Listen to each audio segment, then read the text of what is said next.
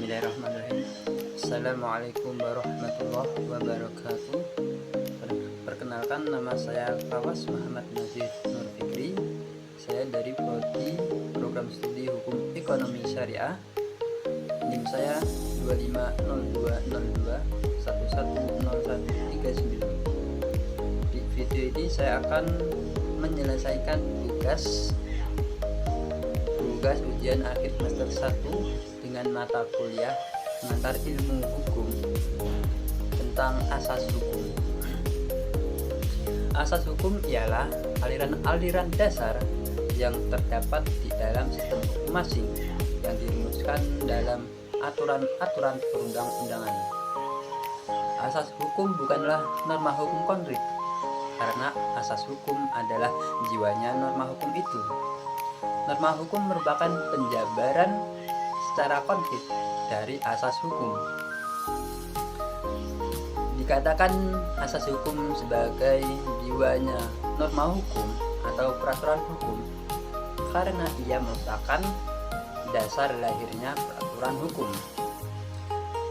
Freud menyebutkan bahwasanya asas hukum adalah norma dasar yang dijabarkan oleh hukum positif dan yang ilmu hukum tidak dapat berasal dari aturan-aturan yang lebih umum. Jadi asas hukum itu ialah pengendapan hukum positif dalam suatu masyarakat. Adapun asas hukum dibagi menjadi dua, yaitu asas hukum umum dan asas hukum khusus.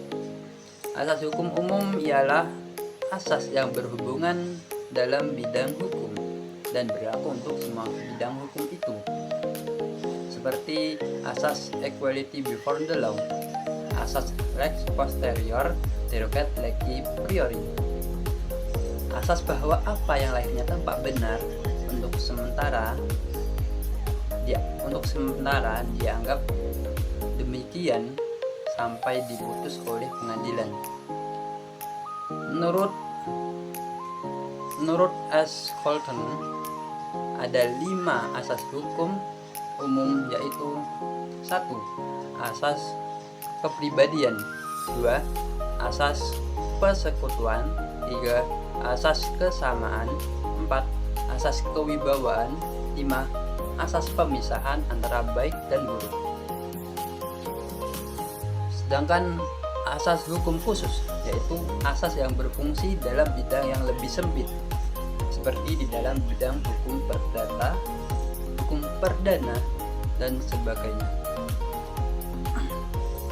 Adapun contoh-contoh asas-asas hukum. 1. Asas legalitas. Perbuatan tidak dapat dipidana tanpa aturan hukum sebelumnya. Contoh, cyberbullying dapat dipidana setelah adanya undang-undang ITE. Yang kedua, asas kepastian hukum. Masyarakat berhak atas hukum yang jelas dan tidak berubah-ubah. Contoh, penetapan biaya tilang yang sama di seluruh Indonesia. Yang ketiga, asas keadilan. Hukum harus memberi keadilan bagi semua pihak. Contoh, hakim mempertimbangkan keadaan terdakwa sebelum menjatuhkan hukuman. Yang keempat, asas kemanfaatan. Hukum harus memberi manfaat bagi masyarakat. Contoh, restoratif justice dalam kasus ringan menghindari penjara. Yang kelima, asas persamaan di hadapan hukum. Semua orang setara dalam hukum. Contoh, pejabat negara diproses hukum yang sama seperti warga biasa.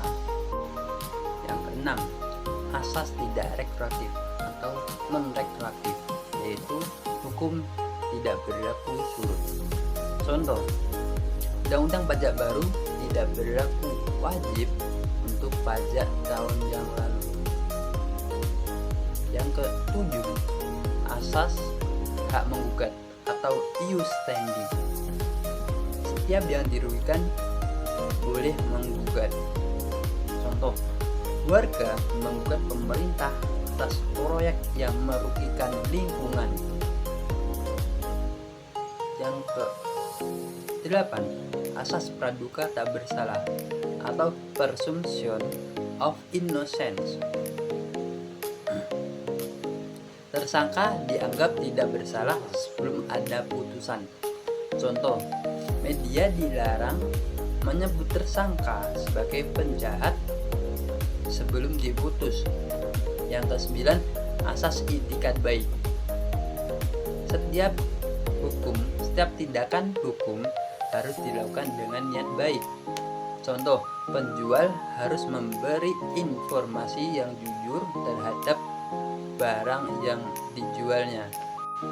Yang ke-10, asas kebebasan berkontrak. Pihak bebas membuat isi perjanjian. Contoh, dua perusahaan bebas menentukan harga kontrak kerjasamanya. Yang ke-11, asas proporsionalitas. Hak dan kewajiban harus seimbang. Contoh, karyawan mendapatkan gaji yang sebanding dengan beban kerjanya. Yang ke-12, asas keterbukaan, yaitu proses hukum harus transparan. Contoh, proses pengadilan bersifat terbuka untuk umum. Yang ke-13, asas lex superior derogat legi inferiori, yaitu hukum yang lebih tinggi mengesampingkan hukum yang lebih rendah. Contoh, peraturan daerah dilarang bertentangan dengan undang-undang atau Undang-Undang Dasar 1945.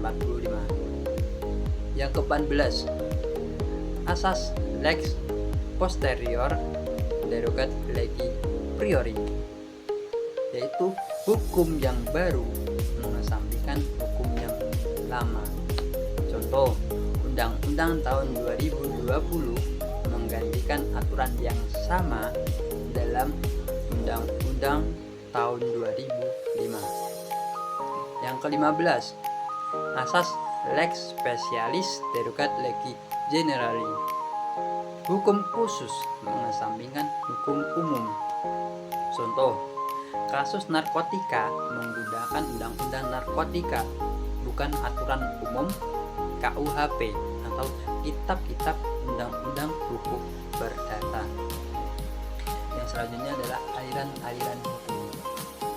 Yang pertama adalah aliran hukum alam atau natural law, yaitu hukum berdasarkan moral dan keadilan. Contoh, hak asasi manusia dianggap melekat sejak lahir, bukan pemberian negara. Yang kedua, aliran positivisme hukum. Hukum adalah apa yang tertulis dalam undang-undang.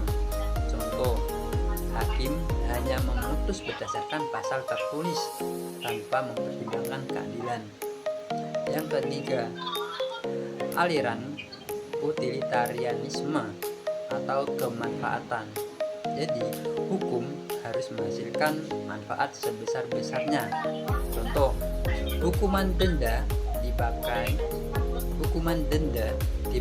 untuk mengurangi kepadatan penjara. Yang keempat, aliran sociological jurisprudence atau sosiologi hukum, yaitu hukum berdasarkan realitas sosial masyarakat. Contoh, pengakuan masyarakat adat dalam penyelesaian sengketa masyarakat adat. Yang kelima, aliran realisme hukum, yaitu hukum adalah apa yang diputuskan oleh hakim dalam praktik. Contoh, putusan Mahkamah Agung menjadi rujukan meski undang-undang kurang jelas. Yang keenam adalah aliran rechtsstaat atau ide hukum. Jadi, hukum bertujuan mencapai keadilan sebagai nilai tertinggi. Contoh, hakim memutus perkara berbeda dalam teks undang-undang demi keadilan substantif. Yang selanjutnya adalah metode penafsiran hukum. Yang pertama adalah penafsiran gramatikal atau bahasa, yaitu menafsirkan berdasarkan arti kata. Contoh, kata kendaraan bermotor ditafsirkan sesuai arti kamus, yaitu termasuk mobil dan motor. Yang kedua, penafsiran sistematis, yaitu menafsirkan dengan melihat kaitan dengan pasal yang lain dalam satu undang-undang. Contoh, menafsirkan pasal waris dalam definisi ahli waris dalam satu undang-undang yang sama. Yang ketiga, penafsiran historis, dengan melihat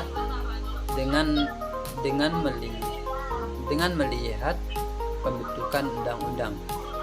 Contoh, menafsirkan undang-undang agraria dengan melihat sejarah tanah adat sebelum kemerdekaan. Yang keempat adalah penafsiran teleologis atau sosiologis, yaitu menafsirkan berdasarkan tujuan pembentukan undang-undang. Contoh, tilang elektronik dimaknai untuk menertibkan lalu lintas, bukan semata-mata denda. Yang kelima, yaitu penafsiran ekstensif, yaitu makna pasal diperluas dari yang tertulis. Contoh, senjata tajam ditafsirkan sebagai benda seperti obeng bila digunakan untuk menyerang. Yang keenam, penafsiran restriktif, yaitu makna pasal dipersempit. Contoh, penghuni rumah hanya seperti orang yang tinggal di rumah, bukan tamu. Sekian dari saya. Bila ada salah kata mohon dimaafkan. Cuci tangan sampai bersih. Sekian dan terima kasih. Wassalamualaikum warahmatullahi wabarakatuh.